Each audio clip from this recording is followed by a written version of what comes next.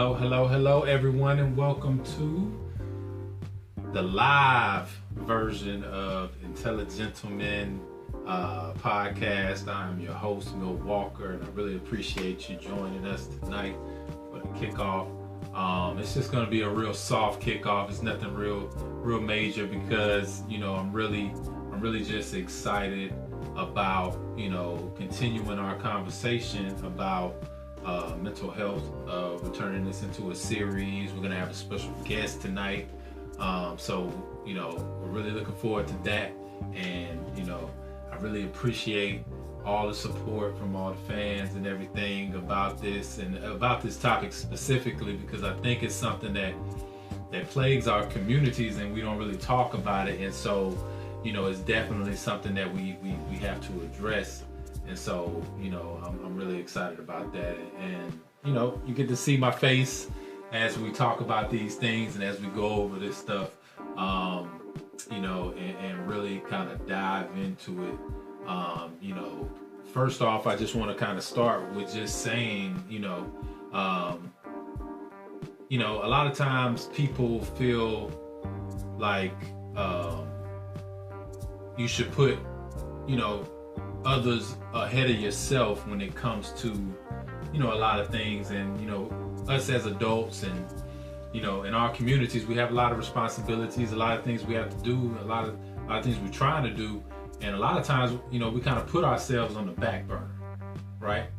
So we really start to get to the point where we lose sight of ourselves and making ourselves a priority, right? Because we're always constantly putting other people ahead of us, in the spirit of love and compassion, and so we kind of get lost in that sometimes, and it's not always a great thing, especially when there's a lot of things that may go on that you feel like that you can't talk about. So first I just want to say, always try to make yourself a priority. Your mental health is tied to making yourself a priority. You deserve to be happy. You deserve all of those things that you may talk about to yourself and say, or feel like you don't deserve. So you definitely deserve it, and you should always tell yourself that and always remind yourself that. And just take some time. Just take some time to do that. Take some time to sit back and just say, hey, self, you deserve love. You deserve, to be happy. You deserve to be able to express how you feel, right? And these things are very important because it's tied up into the makeup of who we are as human beings. It's not necessarily about anybody else. It's about yourself, right? So as a human being, you have to cater to those things that are a part of you, and you never really tune into it if you're always constantly looking outside of yourself. So you always got to kind of look inside too, and just remind yourself that really it's not just about what's happening outside. It's about how you are on the inside, and that's what really affects a lot of your reality. You know what I mean? So and you got to be careful about that, because really a lot of times when it comes to that, like we put things on people who really it really had nothing to do with them. You know what I mean? And so you inadvertently hurt other people just because you haven't really addressed that within yourself, right? And so that's we're going to talk about that. I'm going to introduce my guest. She's going to be coming on here in just a second. She's going to be coming on via the phone, starting off, and then we'll have another segment later in the series with her being present. And so definitely, I just want to talk about her for a little bit. She's been a friend of mine since I was in high school.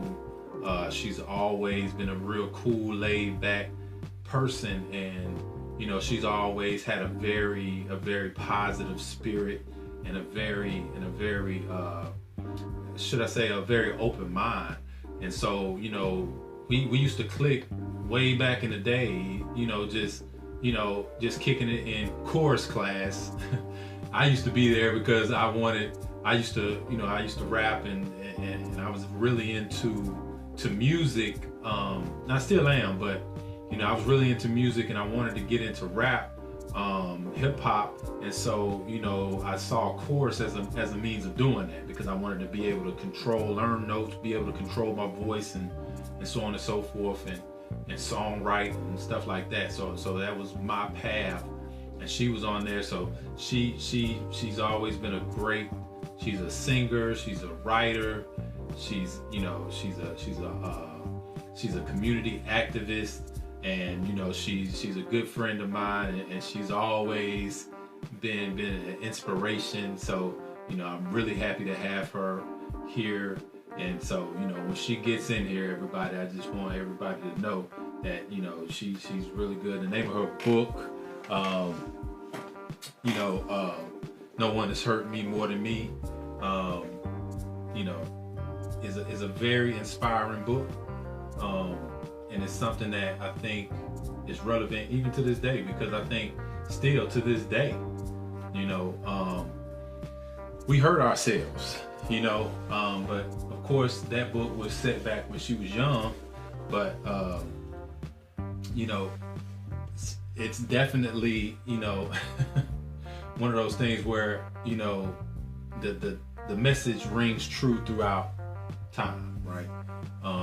Because it's something that we struggle with as human beings, just working against ourselves and not really diving into learning ourselves at an early age and becoming who we should be. I know I fell into the same trap myself, and so and I think in our communities it's a little bit more prevalent, just because we're already we're grasping with a lot of things mentally, so our mental health is one of those things that we struggle with anyway, just because of the things that we've endured in the past, our ancestors that just came, was passed down through the generations to us, even going back to not being expressive about the things about how we feel, right? That can be traced back to how we were treated, in slavery, right? That we were not supposed to complain. We weren't supposed to, talk about the bad conditions and stuff like that we were in. And it always was a taboo. And so, that led to us really, developing that type of psychological block where we felt like that's what it was. And so I think Miss Pam has joined us. Pam, are you with us? Hey, I'm with you. Hey, Milt. Hey, how's it going, Pam? I was just it's going pretty good. I hope good things. All good things. Yeah, and I was just introducing and kind of bringing you into the show and everything. I'm happy you were able to join us today. I realized that you had to join us through phone because you're traveling and you're outside of the the internet. Right? Yeah. So it's cool, but definitely I'm glad you were able to come in and I'm anxious to hear your message about mental health and as it relates to our communities and talk about your book and your experiences and everything. So first of all, how are you doing? How are you feeling? Listen, I'm fantastic. I just celebrated my 39th birthday yesterday. Hey, and right. So I'm really good, and I just want to say I'm so excited. Thank you for having me on your show. And so I'm just excited to get into it, to talk about my experiences, my books, and everything that, my book and everything that's going on. So, Mill, thank you for having me. But I am good. How are you?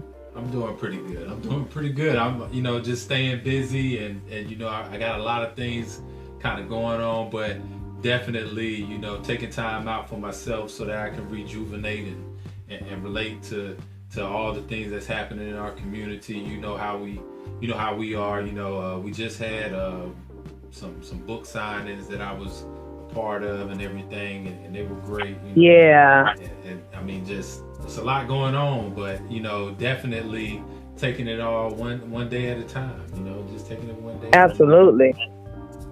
Absolutely. Yeah. So I just want to, you know, life happens. happens. Just asking you about, just tell us a little bit about yourself. I did kind of tell everybody that, you know, we were in chorus together back in high school, and you know how, you know, your aura has always been that of positivity, you know, ever since I appreciate that. And so yeah, you know, I'm so happy and glad to see that carried out into the adult years and everything, and just really see all the success that you've done. One thing I didn't get to tell them about was that you were a teacher, but I'm gonna let you talk about yourself. Kinda, you know, just bring it in from the beginning, though. Just bring it in from the beginning. Well, thank you so much.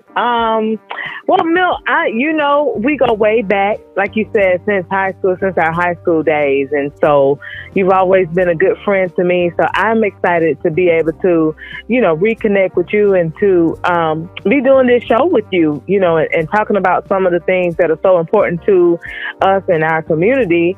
But a little bit about myself. I was born right here in Columbus, Georgia. I come from a big family. You know, I have 5 sisters and 3 brothers.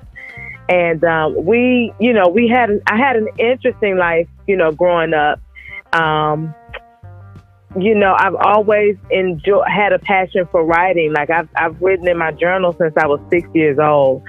And I've had boxes and boxes of stories that I've written, you know, wild imagination, a creative mind. Not only did I write in my journal, but I would write songs, and it's always been a goal of mine to write a book. But yeah, and I was just inspired, you know, just even from my upbringing, even through high school and our chorus days and in class.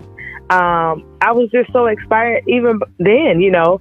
I went off to college. I graduated, you know, with a bachelor's in marketing, and I went back to get my master's in education. And I'm an educator. I teach high school students, 9th grade at Jordan High School. So I enjoy, you know, being able to be in front of our young people, and, you know, it makes me feel like I'm doing something purposeful because I'm going in every day, teaching our kids, and just, you know, not only academics, but instilling, you know, life values and principles and things like that in them. So yeah, I was born and raised here. I have 3 lovely children that I also get a chance to teach. And I'm so supported by my family. And I think that's what inspires me the most, just knowing that, you know, I have that love around me. And I'm excited that this year I was also able to become a published author. And that was a lifelong goal of mine. So that's one thing I checked off my 40 before 40 list. Thank you.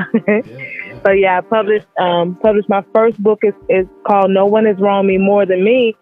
And it's a story about my life as a little girl. I tell it in a unique way about some of the ways that I struggled with issues such as, you know, self-esteem and self-doubt as a little girl. And it talks about my journey, you know, to self-love. And I wrote that because I wanted, you know, young girls specifically, but not just young girls. I wanted them to have some tools and to be able to share my story in a positive way, you know, with hopes to be able to help young girls, young people in general. So exactly.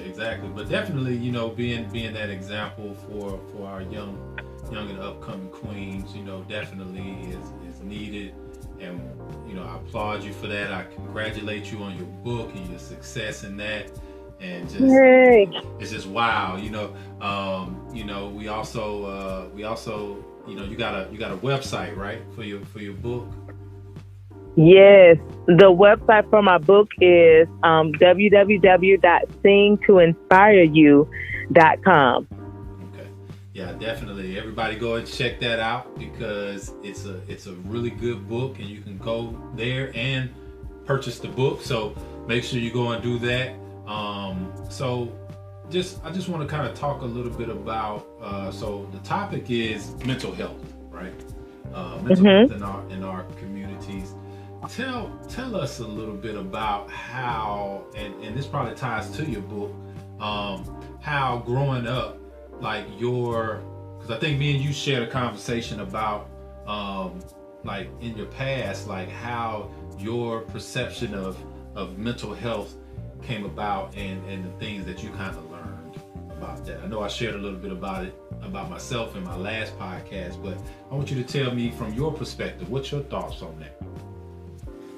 Right. And I enjoyed your last podcast when you talked about, mental health in the community and just your experience with it growing up, because a lot of the times we put that thing on the background, and I say we, like our community, we put that thing so far behind our minds that it's not, something that we openly talk about, within our family. But it's so important, and I'm so glad that you are talking about this. It's so important for us to understand what it is, and to know what it looks like, and to educate ourselves about it. Because a long time it was a topic that was just so taboo. There was a stigma around it. But I just remember, growing up, we didn't talk about mental health issues, Right.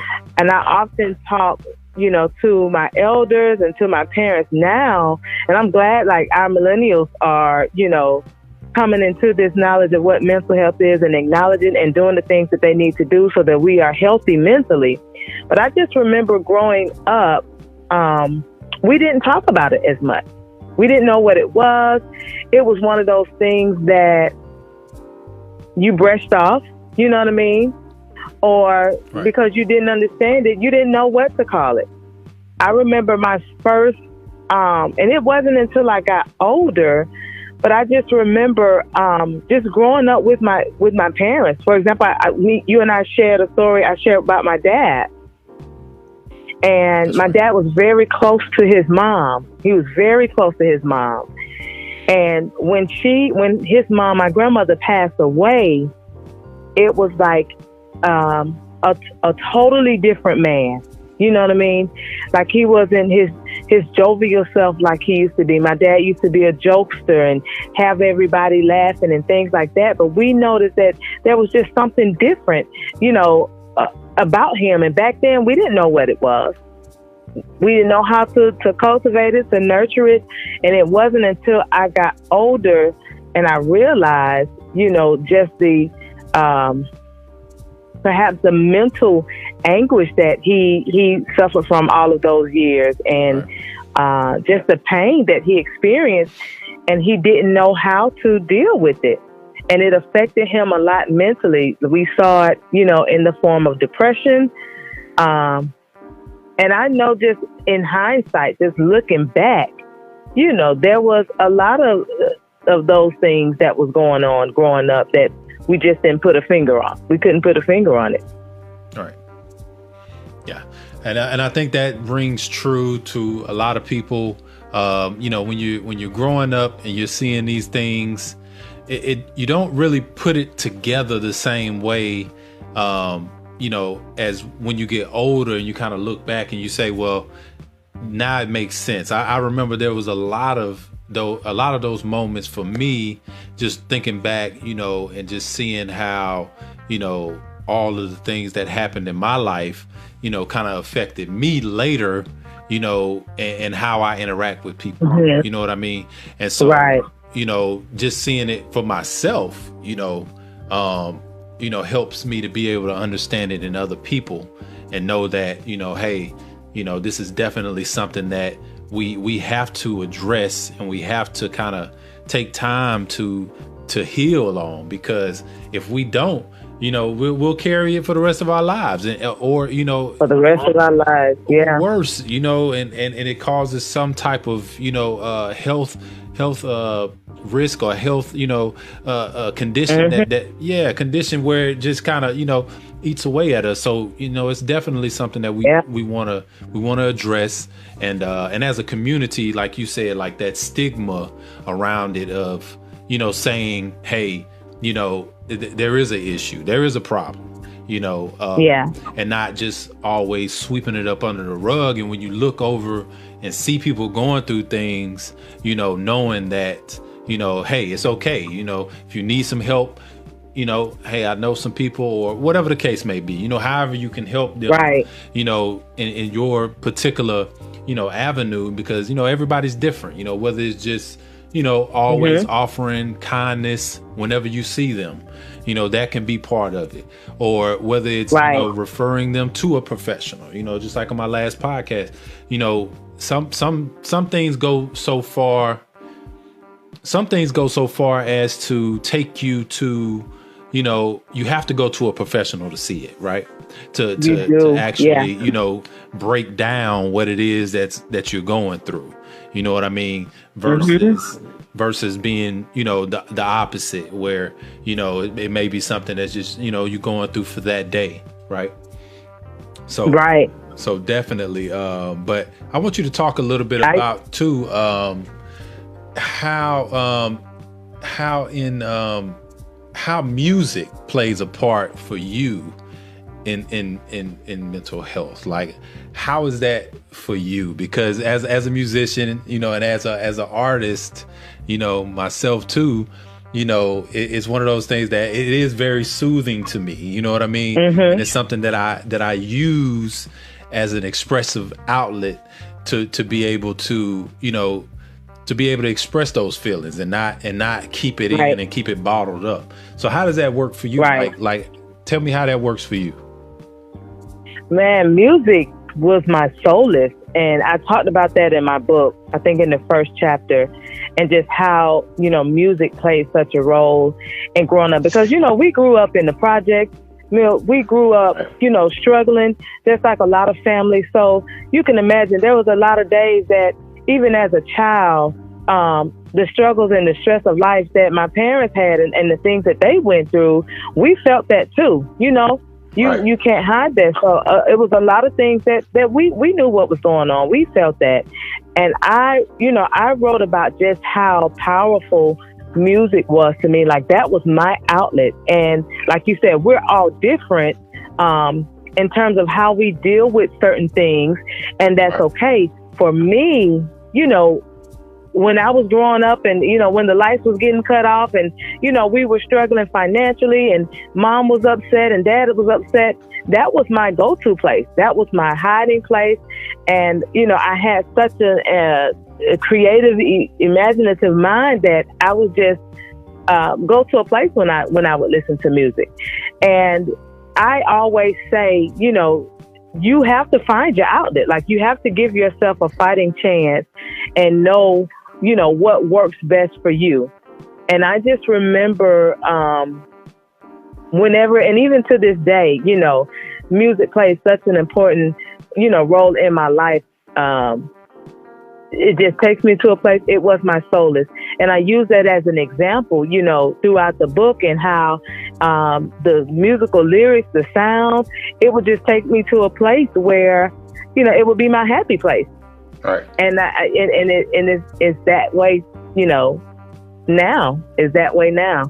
That's one of my outlets. That's one of my giving myself a fighting chance. I can go to a place, I play some music. It changes up the whole mechanism of my, my mind, or what I'm thinking about that day, or what's heavy on my mind that day. I can go to music and it can take me back to, it's nostalgic. It can take me back to a place where I can remember some happy thoughts. And so for me, it played a big role, especially growing up as a young girl. Definitely. And for me, like, I use it to help me when I do get distracted sometimes by my thoughts and whatnot. I use it to refocus. I know, because I know I have a vision and I know I have a purpose. And so I'm able to to pick the music to put myself back on track for whatever it is that I'm looking to do, right? So a lot of times that's just motivational, right? So, I have something that just get me motivated to get through whatever it is I might be going through, and just kind of push me through. And so, I use it to catalyze that, right? And I put myself right back on track, and then I start having my full steam ahead moment, where I'm just going and I'm just using that. I'm drawing that energy. And so, definitely, I agree. I mean, it's definitely an energy source for me. I use it. I use it to change up my whole mood, for the day. I might want to get lost in it, and so I put it on, and then everything else just kind of melts away. So it just really depends on the situation. But, you get what I'm saying? So it's like, we definitely, have to find what works for us. For some people, I find, because working with some of the companies that I work with, some people, they're artists and they do that with their art. I know specifically an artist, Tanisha Hadley, who did like a few events and stuff like that with us. And so she specifically does paintings based off of her emotions. So all of her paintings are tied to her emotions. You know what I mean? Which I think is really dope because, you're always, even if it's the same emotion, you're going to have a different feeling because it's a different context for what it is. It can be love, but it can be like love in the sense of heartbreak, right? Love mixed with sadness or love mixed with, whatever.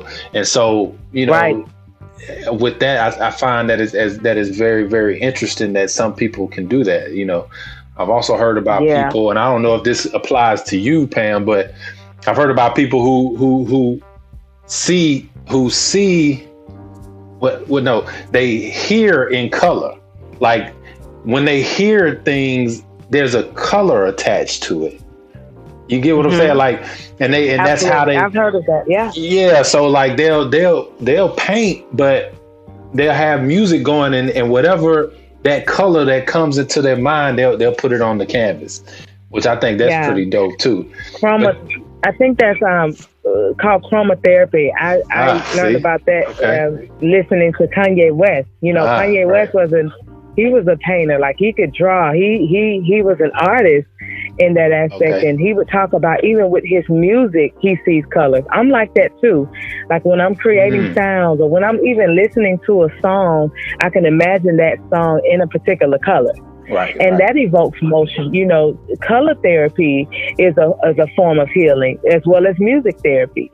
And I like that we talked about that because sometimes when you're dealing with mental health issues, and I've seen it, within my own family, it's hard to get out of that some days. You want to sit in your depression and you want to wallow because you feel as if you don't have the strength to come out of that. And what I tell people and what works for me, I have to give myself every fighting chance for healing, whether it be in the form of music therapy, whether it be in the form of art therapy. I can get, a canvas and some paint and just go to a place. And it is healing, and so I tell people that are dealing with that. Like earlier this year, I don't even know if we talked about it. I tell people postpartum depression is real. I had my baby this year, and I went through a hell of a lot when it comes to postpartum depression. And it was just something that I felt was consuming. I felt that it was controlling me. And, and even with writing this book, it helped to heal me. I took that time, when I was on maternity leave, I took the time to finish writing. Writing became a form of therapy to me, and I was able to pour, from a very authentic and a real place, even from that. And so I set out that to say is, even when you talk about releasing by going to seeing a professional, and I'm all for that. I've seen a therapist, in my lifetime, and I support that 100%. I tell people, because we wasn't raised like that. seek professional help, but also give yourself a fighting chance and find your way, whether it be in whatever therapy, music, art therapy, whatever it is that works for you. Get out of that seat of depression or whatever it is that you're going through that may affect you mentally. Definitely. Wise words, and a lot of times we think that we're alone. You know what I mean? Like we think that, so I'm glad you kind of going through a lot of this, all together, because a lot of times we think that, this is me. Nobody's going to be able to relate to how I feel about certain things. And then you come to find out that, no, this is something that's pretty common. These things, like you said, like postpartum depression, it's not the first time I heard that, and, me being a man, I can't relate to it, but I can empathize because, there's certain things dealing with manhood that you may feel that with as well, right? That just comes with the territory, where you feel like, you have to do what you got to do and nobody's really understanding how you feel about stuff. You know what I mean? And you just doing what you got to do.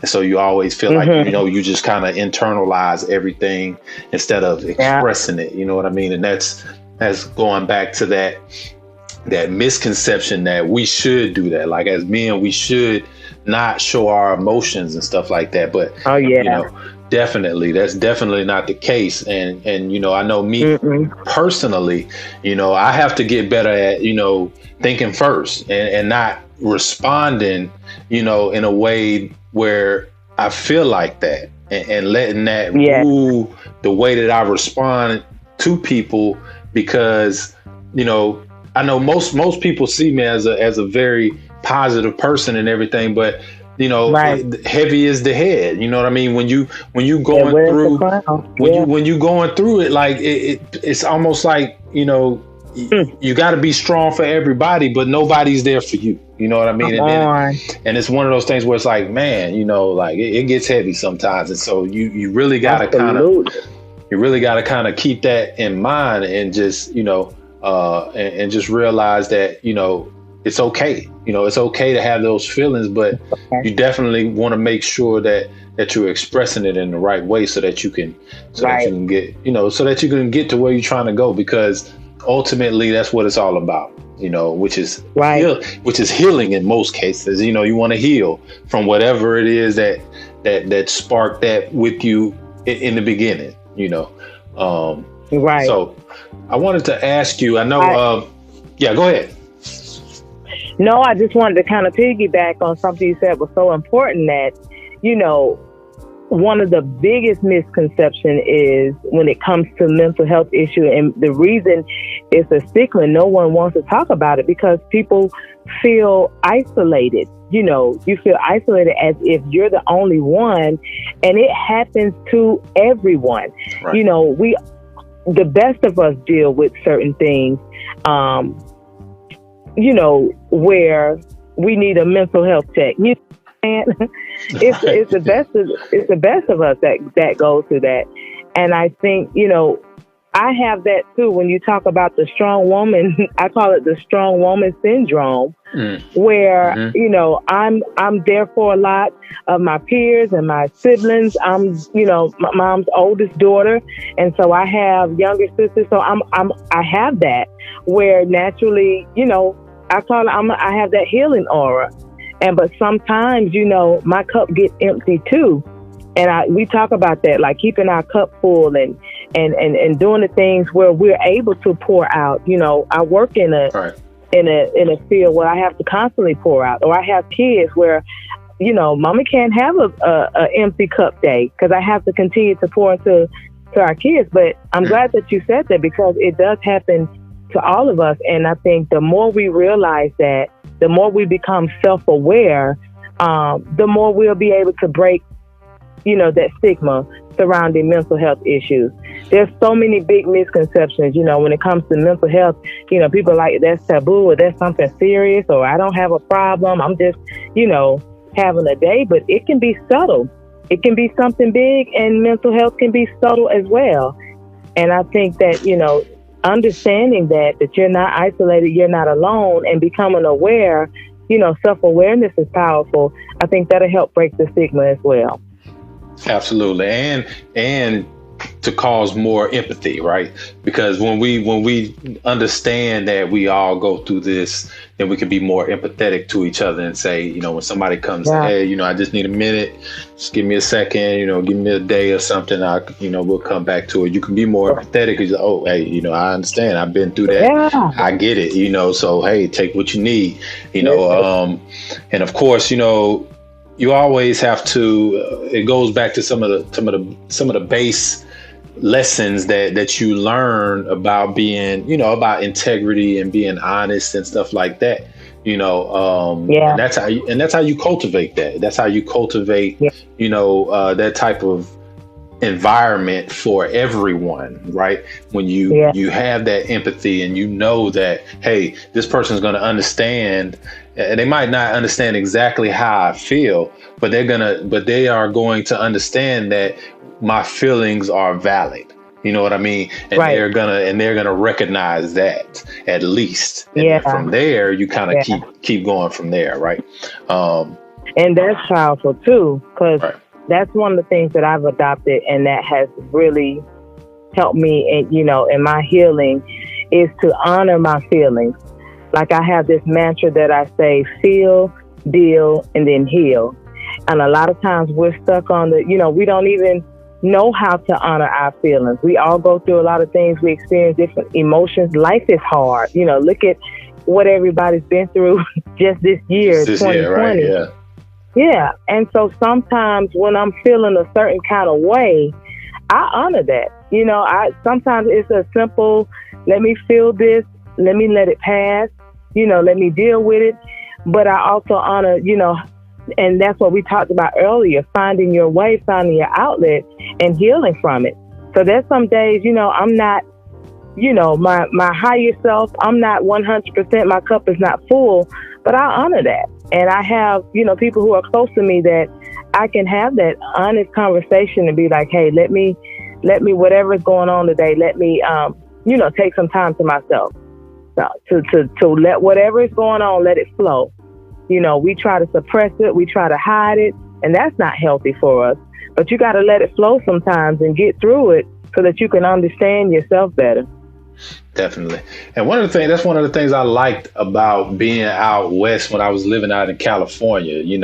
They were very progressive on this front. And, even with the whole, pregnancy, women being pregnant for, how you have that leave time for that, but not just for the woman, but for the man as well, and because us as men, we want to be a part of that too. And that affects us mentally. Needed. Right. It affects us mentally. Like, because when we really want to be a part of our children's lives, but we know we got to work, we know we got to do this, we kind of, it's that, it's that division, that duality that causes that friction in your mind. And it's like, man, I really want to be there, but I can't, because I got to put I got to put the food on the table. And then, so it was one of those things where I really admired them for taking like the helm on that and really pushing that out. And not just that, like having mental health days where you could literally take your leave for a mental health day, like, you know what I mean? Definitely, you know what I mean? Like, and I think we talked about that before, like, taking those mental health days, like you got to, I mean, because ultimately it's like you said about the children, you can't pour into anyone for that matter. If an empty cup, if you don't have anything in you. So how can you do that? Right. And so it's one of those things where you always have to be cognizant of that. And definitely if you got somebody who's willing to help you through that, I mean, it's a blessing and definitely want to always honor them for that. And I just want to say, I appreciate everybody in my life that helps me, to get through mine. I really appreciate it. It's something that as a man is invaluable because it allows me to not only express it, but to be able to work through it in a safe space where I don't have to have my manhood questioned because I'm sharing these things. You know what I'm saying? Like, right. Because ultimately, you know, that's where it all kind of comes back to is people want to look at you a certain way because you expressing yourself. You know what I mean? Mm-hmm. Not really knowing that has no bearing on it at all. You know what I mean? We all have emotions, you know. We all got emotions, and nobody should be run by their emotions. You know what I mean? So, you know, that's something that applies to everybody. But I wanted to kind of get into something with you real quick. So, do you have any new projects or anything coming out that you want to talk about? Yeah, so I'm so excited. As I said earlier, this book was my baby and something that I had been wanting to release, you know, for so long. And I encourage everybody, you know, not just for young people, but I've had so many, you know, women who are my peers and older women come to me and was like, I can relate to a lot of things, such as, you know, just not believing in myself or just comparing myself to other people. You know, I was consumed with that, with just, you know, self-doubt and not having the self-esteem to go after, you know, my goals with force. But, and so in addition to the book, I'm excited about the success and all of the feedback that I'm getting, but I've always wanted to kind of have, it was kind of like a two project thing. So my first project was completing the book, and the second project is I'm working on my very first EP. It's a 4 to 5, you know, album, and it's pretty much my book in song, and it's going to talk about my life, talk about, you know, just even more of my personal journey, you know, to self-love and some of the things that I go through. I write songs, you know, about my womanhood, you know, how I'm a wife, I'm a mother, I'm a teacher. So even with that, you know, I self-advocate for taking, you know, time for yourself, you know, taking some time and honoring yourself and not getting so caught up. So with the album, I'm just excited about some of the book, turning the book into songs and talking even more, singing about even more of my personal journey. So I'm excited about that. Yeah, I'm excited about it too. I heard you got a special feature on there, but I ain't gonna say nothing about that. But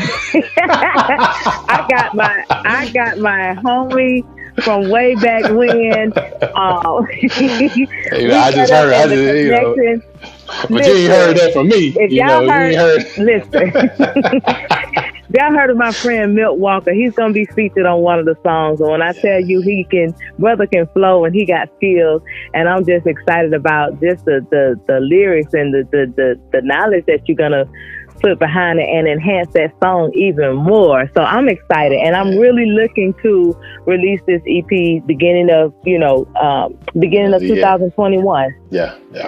Definitely. I'm excited about it too, because it just, you know, it's Return of the King. You know, I'll be coming back on, coming back from my throne. But, you know, it really is really for a good cause. And I feel like now, you know, that's one of the things, like even with me, you know, just kind of diving back into the topic a little bit.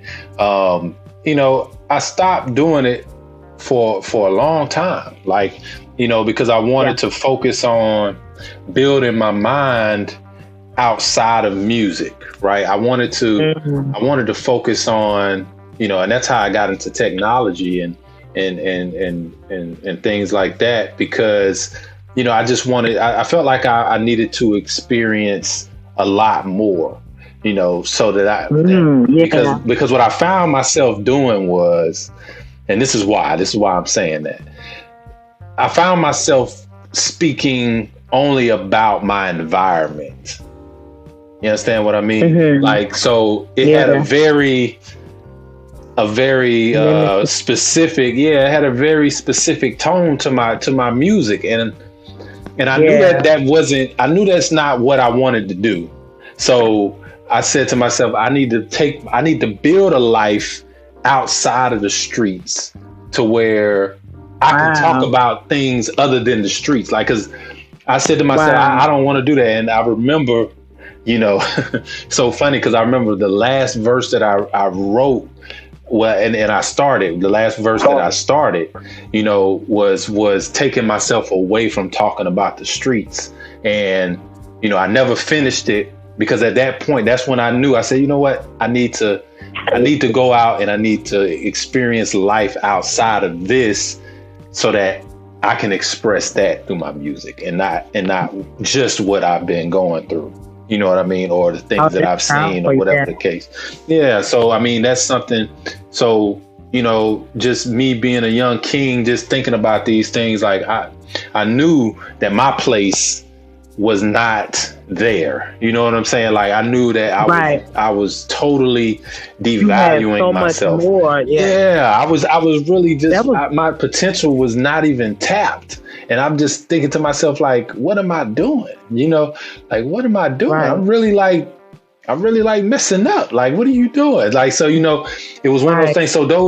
So and then kind of tying it in, for me, my mental health, that's some of the things that I think about. I think back and I'm like, dang, I lost a lot of time, but in the same breath, I gained a lot of insight. So when I'm talking to people, I can talk to people on a very large scale. Like, I don't have to, I can speak to a lot of different audiences. You know what I mean? Like, so, I'm grateful for that.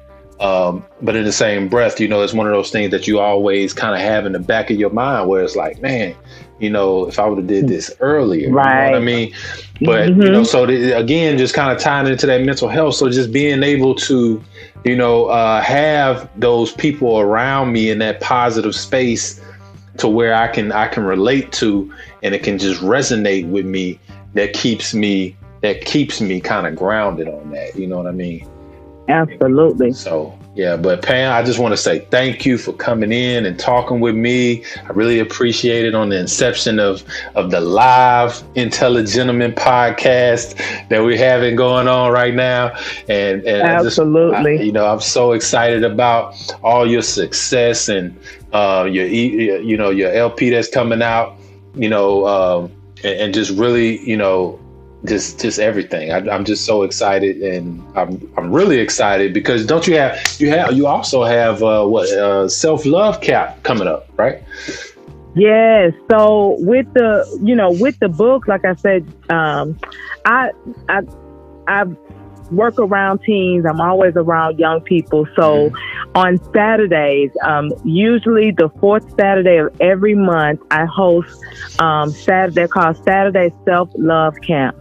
And this came about because I wholeheartedly believe that our young people need a safe space to express themselves. Like, self-expression to me is everything. When you're able to put your feelings in the right place, and not suppress them and not, be controlled by your emotions. And I think just coming out and just having an authentic place for our young people, to express themselves is so important. And so we're doing Saturday Self-Love Camps, the fourth Saturday of every month. I know that the holidays are coming up, so I'll be announcing some future dates.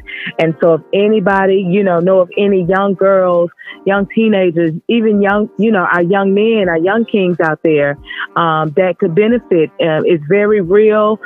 We go with the flow, and we just allow our young people just that space, that free space, that safe space to express themselves and talk about some of the things that are impacting our young people. Life can be very accelerated, and some of the things that they go through, we as adults, we may not even understand it. Right. And I'm excited about that because not only am I pouring, but I'm gaining so much from our young people as well. So that idea came about, like, I'm always around young people and they always have something to say. but they may not always feel comfortable, saying it in a safe environment. So if you guys know anybody that will want to join, be on the lookout. I'll be advertising Saturday self-love camp, and we just vibe. It's so good. It's so beneficial, and it's dope. I have, featured guests on there that bring their expertise, that shares their story. And there's power in sharing stories. I tell you guys, there's so much power. It liberates other people. Like your journey, the things that you go through are not just for you. You know what I mean? Mm-hmm. But it's to help liberate and free somebody else. So that's what Saturday Self-Love Camps is all about. I'm excited about that too.